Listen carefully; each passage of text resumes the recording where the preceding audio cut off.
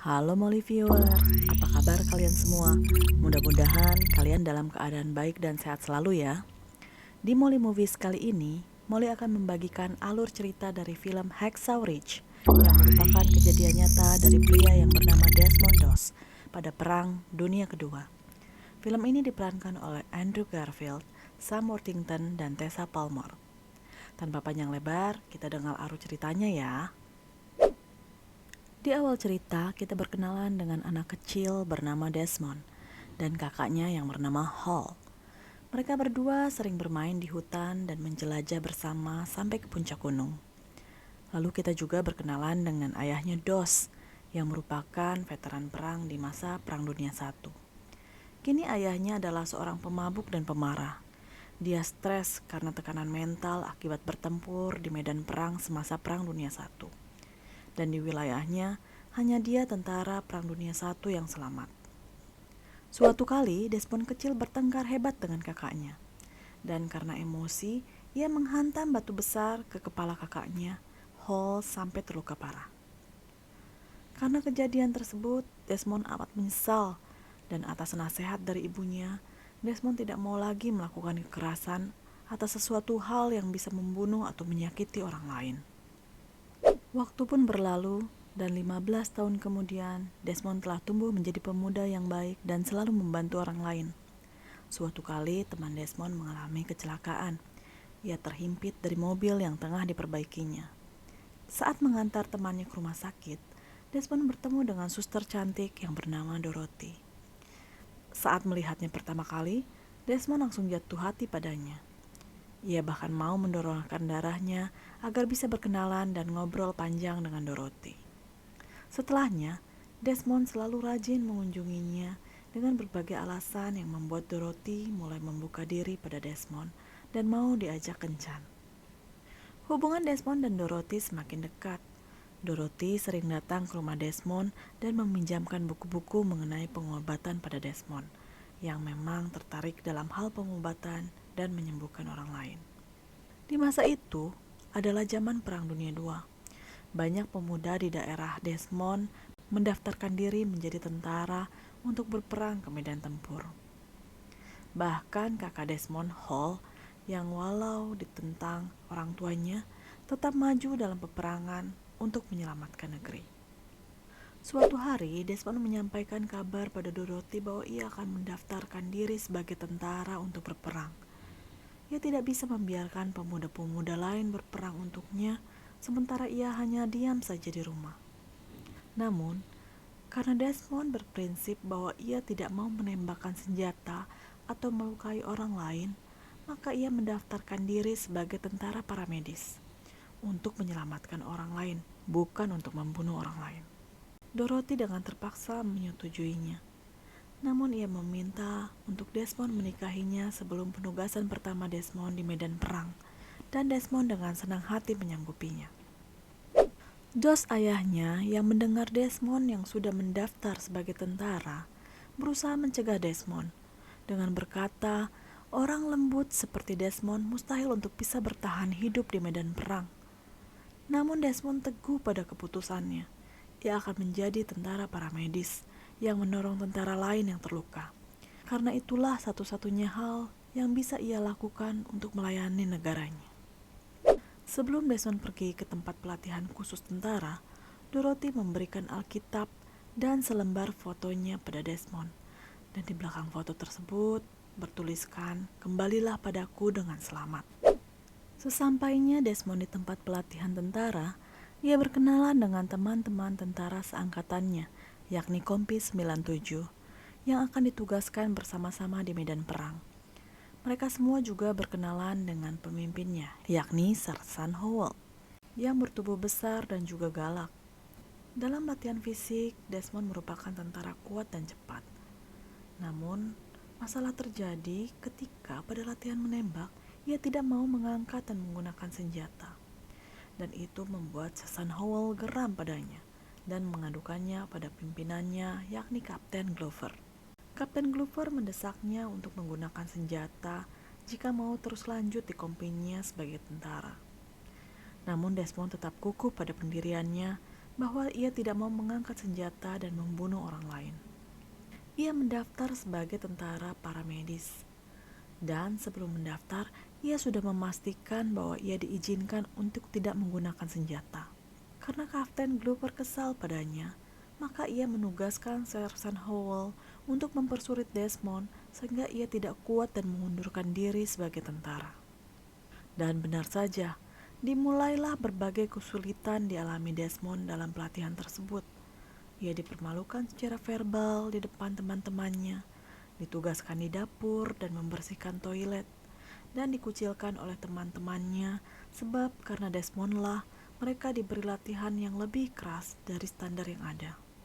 Suatu pagi Desmond malah dikeroyok saat tidur agar ia tidak betah di sana dan mundurkan diri. Tapi semua perlakuan buruk itu tak membuatnya mundur. Karena kesal dan tak bisa membuatnya mundur, pemimpin kompi tidak memberikan Desmond cuti dengan alasan karena Desmond tidak menyelesaikan latihan menembaknya. Walau Desmond meminta kebaikan hati karena ia harus segera pulang, karena pada hari itu adalah hari pernikahannya dengan Dorothy, pemimpin kompi tetap menolak dan memberikan syarat agar Desmond menggunakan senjata sebagai syarat kelulusannya. Namun Desmond lagi-lagi menolak menggunakan senjata. Dan karena itu Kapten Glover mengajukan Desmond ke mahkamah militer dan mengancam akan memenjarakannya di penjara militer karena sudah membangkang perintah atasan. Namun Desmond tetap menolak mengangkat senjata. Sementara Desmond ditahan di penjara militer, Dorothy dan semua keluarga sedang menunggu kehadiran Desmond di gereja tempat mereka berencana untuk menikah. Namun sampai jam yang telah ditentukan, Desmond tak kunjung datang. Dan itu membuat Dorothy panik. Ia sangat yakin Desmond pasti menepati janjinya. Dan pasti ada sesuatu hal yang buruk yang membuatnya tak bisa hadir pada hari pernikahannya itu. Desmond gelisah dan melampiaskan kekesalannya di dalam penjara. Sekali lagi, Kapten Glover datang untuk bernegosiasi dengan Desmond. Ia menyuruh Desmond mengaku bersalah agar ia bisa dibebaskan dari penjara militer. Bahkan, ia pun meminta Dorothy datang ke sana untuk membujuk Desmond. Namun Desmond menolak. Ia tak bisa menjalani hidupnya tanpa memegang teguh apa yang ia yakini benar. Dan Dorothy mendukung keyakinan dan kejujuran hati Desmond. Setelah bertemu Desmond, Dorothy segera melaporkan semua kejadian itu kepada orang tua Desmond. Ia melaporkan bahwa Desmond akan tetap diadili dan dipenjara. Bahkan dianggap sebagai pengecut dan pembangkang. Mendengar hal itu, ayah Desmond, Doss, bergegas pergi dengan menggunakan seragam tentara Perang Dunia I untuk menemui Jenderal Musgrove, yang dulu merupakan atasannya sewaktu Perang Dunia I. Di pengadilan militer, Desmond didakwa karena tidak mematuhi perintah atasannya, dan Desmond mengajukan permohonan tidak bersalah dan ingin mengajukan kasusnya ke mahkamah militer, sehingga pengadilan pun berlanjut. Di tengah proses pengadilan tersebut, ayah Desmond datang dengan membawa surat dari Jenderal Musgrove, Komandan Perang Washington DC, yang menyatakan bahwa penolakan Desmond mengangkat senjata dalam perang dilindungi oleh Undang-Undang Kongres dan tidak boleh dihalangi. Mendengar isi surat tersebut, Kolonel Kompi mencabut tuntutannya atas Desmond dan ia boleh berada di medan perang sebagai tentara medis. Singkat cerita, tahun 1945 di Okinawa, Desmond dan Kompi 97-nya berjalan menuju medan perang. Dan di perjalanan, mereka berpapasan dengan Kompi 96 atau Kompi sebelum mereka yang hendak pulang dari perang. Terlihat hanya sedikit tentara yang selamat dalam Kompi tersebut. Pandangan mereka nanar dan lesu, dan perjalanan mereka diiringi truk-truk lainnya yang mengangkat banyak mayat tentara yang tidak selamat. Saat Kompi 97 sedang istirahat, beberapa tentara yang tersisa dari Kompi 96 ditugaskan bergabung dengan mereka. Dan dari tentara medis dari Kompi 96 yang bernama Irv, didapatlah info bahwa mereka 6 kali memanjat Hacksaw dan berperang, dan sebanyak itu pula mereka kalah. Dan hampir tidak ada tentara yang tersisa dari perang di Hacksaw tersebut. Setelah perjalanan jauh, sampailah mereka di Hacksaw Ridge, tempat mereka berperang. Jika mereka bisa merebut Hacksaw, maka kemungkinan besar mereka akan bisa merebut Okinawa dan Jepang kalah. Dari laut, terlihat tentara US menembaki daerah Hacksaw dengan bom agar saat Hacksaw dibom, para tentara Kompi 97 bisa menaiki ridge atau punggung Bukit Hacksaw tanpa ditembaki tentara Jepang. Saat mereka sampai di puncak bukit, mereka pun mengambil posisi sebelum menyerang. Lalu perlahan-lahan, sedikit demi sedikit, tentara mulai maju menuju daerah pertahanan lawan. Saat berjalan, mereka melewati banyak sekali mayat-mayat tentara sebelumnya yang telah hancur. Dan belum jauh mereka melangkah, peluru dari tentara Jepang menyerang mereka secara bertubi-tubi. Tentara US panik karena banyak asap dari sisa-sisa bom membuat jarak pandang sangat minim dan mereka tidak bisa melihat sumber tembakan yang bertubi-tubi tersebut. Tembakan-tembakan tersebut membuat banyak tentara Kompi 97 terluka dan Desmond dengan sigap melakukan pertolongan pertama pada mereka yang terluka. Karena terdesak, Smith akhirnya menggunakan tubuh mayat tentara yang terbelah sebagai tameng sementara ia menembakkan senjata untuk menyerang tentara Jepang, sehingga tentara lain bisa ikut maju menyerang. Saat Smith melemparkan bom ke arah Jepang dari sisi kanan, tampak ada tentara Jepang yang hendak menyerangnya. Namun, Desmond yang melihat hal tersebut menghalangi tentara Jepang sehingga Smith selamat. Bom yang bertubi-tubi dari Jepang membuat temannya Ralph kehilangan kakinya. Desmond yang melihat hal itu langsung memberinya pertolongan pertama.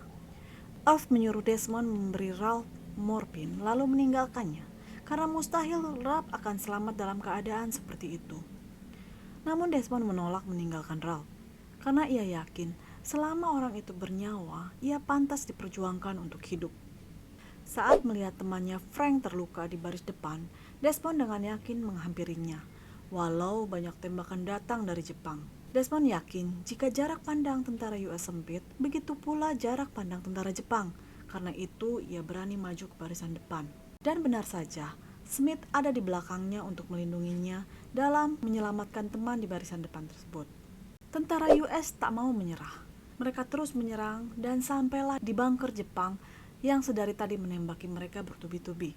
Dan dengan kerjasama yang baik, akhirnya Kapten Glover bisa membawa bom tersebut sampai di bunker untuk membom bunker tersebut. Dan setelah bunker tersebut dibom, pasukan US bisa maju menyerang tentara Jepang dan menumbangkan tentara Jepang yang ada di situ. Malam pun tiba dan Sersan Howell memerintahkan Kompi untuk beristirahat dan membuat lubang pertahanan. Namun Desmond memilih untuk keluar dari lubang dan menyelamatkan tentara lain di barisan depan yang masih hidup.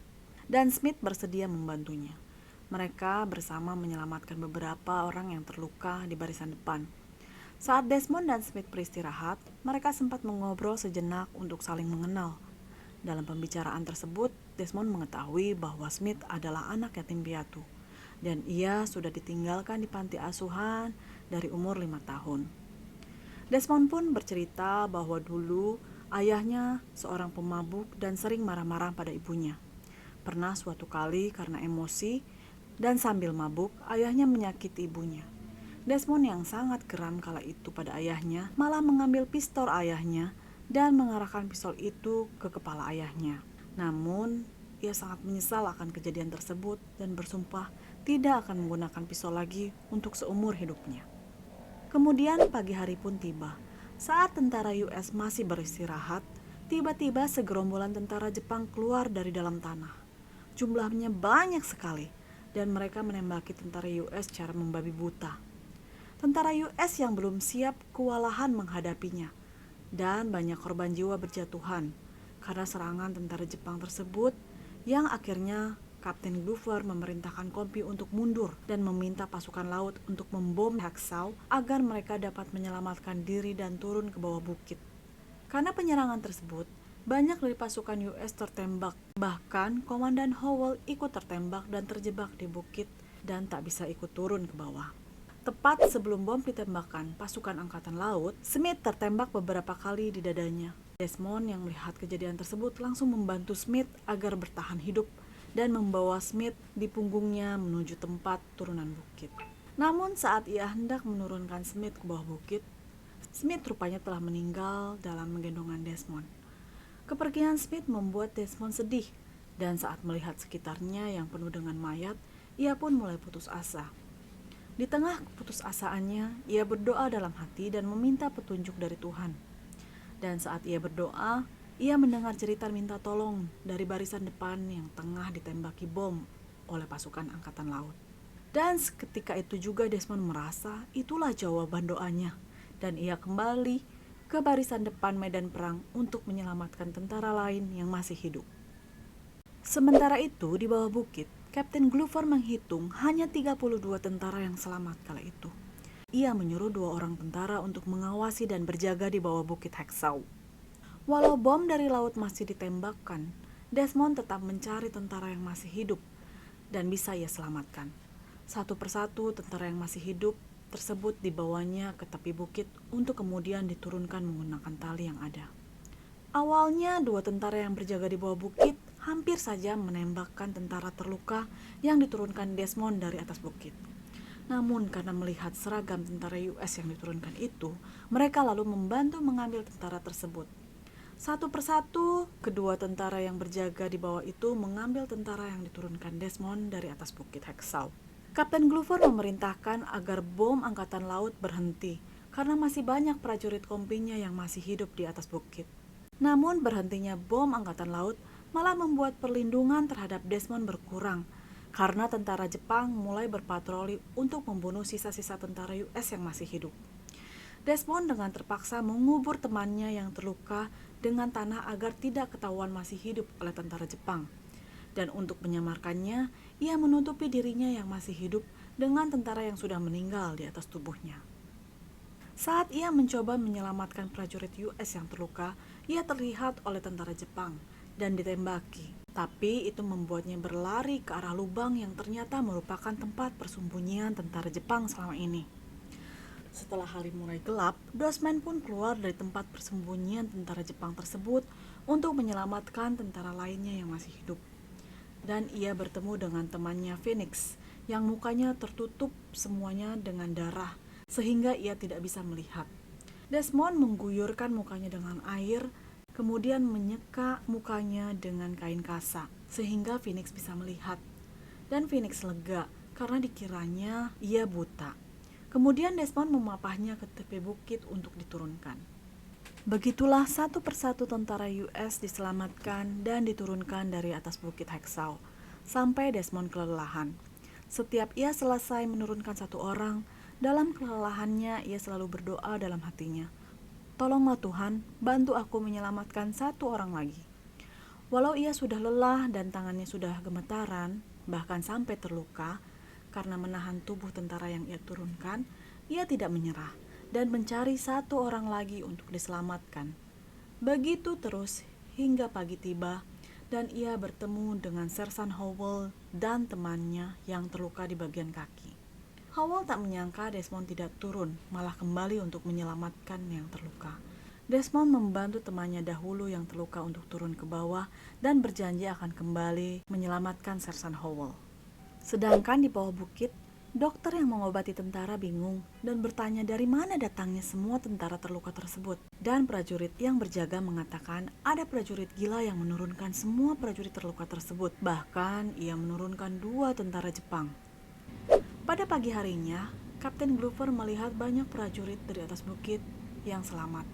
Ia terkejut dan menanyai satu persatu siapa yang menyelamatkan mereka dari atas bukit. Dan mereka semua menjawab, Desmond seorang diri masih tinggal di atas bukit dan menyelamatkan semua yang terluka. Tak berapa lama, Desmond kembali menyelamatkan Sersan Howell. Karena Howell tidak bisa berjalan, Desmond pun akhirnya menggunakan senjata. Namun, bukan untuk menembak, melainkan dipakainya sebagai alat untuk menarik kain untuk menyeret Sersan Howell. Namun saat itu, tentara Jepang melihat mereka dan menembaki mereka. Sersan Howell bertugas menembaki tentara Jepang, sementara Desmond menarik kain untuk mendorong Howell sampai di bawah bukit. Namun tentara Jepang terlalu banyak yang menembaki, sehingga ia mengikatkan dirinya di tali untuk turun dari bukit. Namun sebelum ia turun, tak lupa ia membawa jasad Smith, temannya yang meninggal kemarin. Di bawah bukit, para prajurit lain melihat Desmond sebagai suatu keajaiban. Mereka tak menyangka keberanian dari seorang pemuda kurus tersebut bisa menyelamatkan 75 orang tentara US. Keesokan harinya, Kapten Glover menemuinya dan meminta maaf karena telah salah menilainya selama ini. Dan Kapten Glover meminta kepada Desmond untuk mau ikut berperang esok harinya, walau hari itu adalah hari Sabtu, di mana agama Desmond mengajarkan hari Sabtu adalah hari Sabat dan tidak boleh bekerja di hari itu. Namun Kapten Glover mengatakan tentara lainnya tidak mau berperang tanpa adanya Desmond, karena mereka kini percaya keajaiban itu nyata setelah tahu apa yang telah diperbuat Desmond. Dan akhirnya Desmond pun setuju untuk ikut berperang di hari Sabtu. Namun ia menyempatkan diri untuk berdoa dahulu sebelum mulai berperang. Dan hal itu membuat waktu yang ditentukan untuk menyerang pun dimundurkan karena mereka lebih memilih untuk menunggu Desmond selesai berdoa. Setelah Desmond selesai berdoa, tentara US pun mulai menaiki punggung Bukit Heksau untuk menyerang pasukan Jepang. Dan atas petunjuk lokasi tempat persembunyian tentara Jepang dari Desmond, penyerangan kali ini pun berhasil. Lorong-lorong tempat markas Jepang pun dibom, tentara Jepang dilumpuhkan. Setelah tentara Jepang tumbang dan lokasi persembunyian mereka dibom, pimpinan tentara Jepang pun menyerah. Namun ternyata itu hanyalah pura-pura, karena mereka mempersiapkan granat untuk bunuh diri sekaligus membunuh tentara US. Saat tentara US lengah, pimpinan tentara Jepang tersebut mengeluarkan granat. Desmond yang melihat hal tersebut dengan spontan menendang granat tersebut dengan kakinya agar tidak mengenai tentara US. Sayangnya, ledakan dari granat tersebut melukai kaki Desmond dan ia harus dibawa turun untuk diobati. Namun untungnya, Desmond dapat selamat walau kakinya terluka cukup parah. Serangan tentara US kali itu berhasil merebut Heksau dari Jepang, dan untuk keberanian Desmond, ia diberi medali kehormatan tertinggi. Setelah mendapatkan medali kehormatan tersebut, Desmond tetap rendah hati dan hidup berbahagia dengan istri tercintanya Dorothy. Ia meninggal tahun 2006 saat ia berumur 87 tahun. Namun kisah kepahlawanannya tak pernah mati sampai hari ini. Dari alur cerita Hacksaw Ridge ini, kita bisa melihat bahwa prinsip yang dipegang seseorang menentukan jati diri sesungguhnya orang tersebut. Dan dari cerita kepahlawanan Desmond, kita bisa belajar bahwa prinsip yang kita miliki sejatinya tidak akan membatasi kita dalam membela tanah air kita.